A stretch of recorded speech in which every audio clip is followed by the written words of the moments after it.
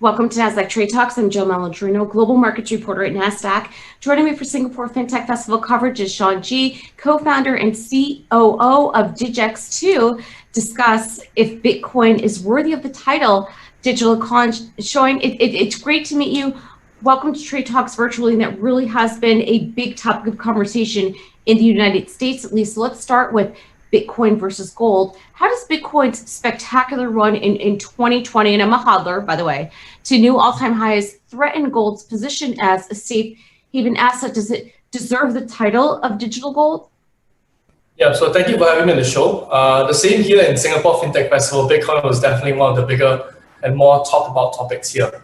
I would say that Bitcoin itself is definitely challenging the position of digital gold as traditional gold. Mainly for the reason that its accessibility and mobility of it is so much easier as compared to holding physical storage of it. In the last couple of months, we've seen big firms such as like MicroStrategy, Square, who have purchased a huge amount of Bitcoin, and I do think that that action is likely going to continue for a couple of more months or even quarters to come.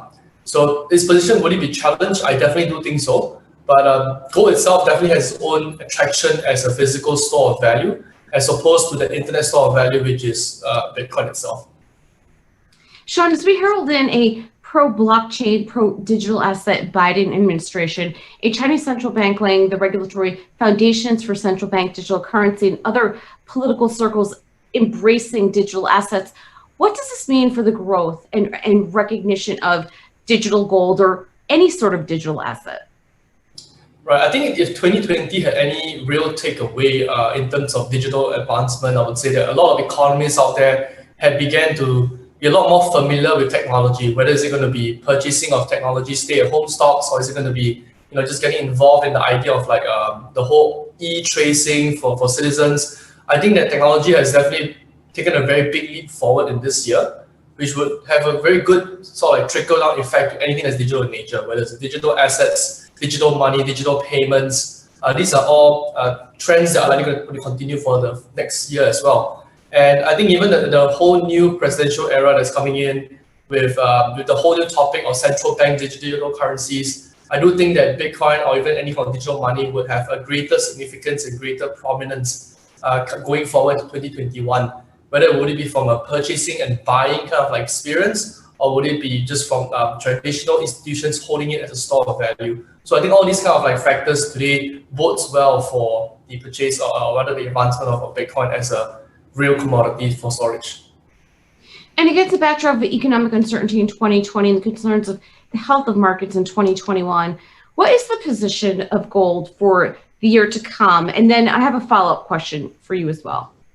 Right, I do take a slightly bearish and volatile stance when it comes to gold market sort of performance for 2021, mainly due to the factors that we're likely going to see a couple of candidates of vaccinations that will come up, that will be distributed to developed and developing economies out there, that will likely sort of like dampen the whole effect of this coronavirus pandemic around the world.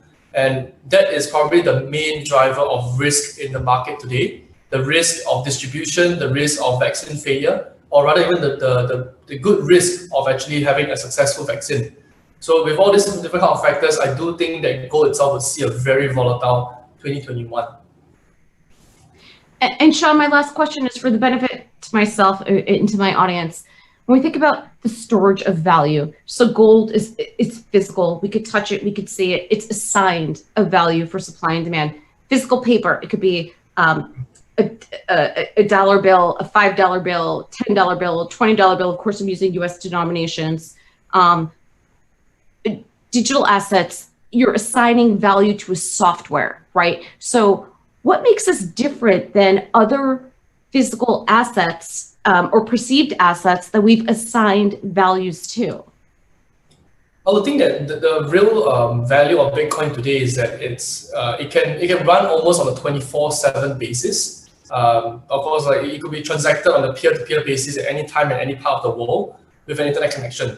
You don't really need an intermediary. I think that's the real power and real value of what Bitcoin actually really stands for. Of course, with the whole new institutions coming in, custody, settlement, and all the different various kind of like risk management infrastructure have been set into place, which will likely slow down the mobility of what Bitcoin can do. But I think that the real fundamental principles and philosophy of what digital money could actually achieve itself is the real store of value there. All right, Shaun, appreciate the insight. Thanks so much for joining us on Trade Talks, and thanks for joining me. I'm Jill Malandrino, Global Markets Reporter at Nasdaq.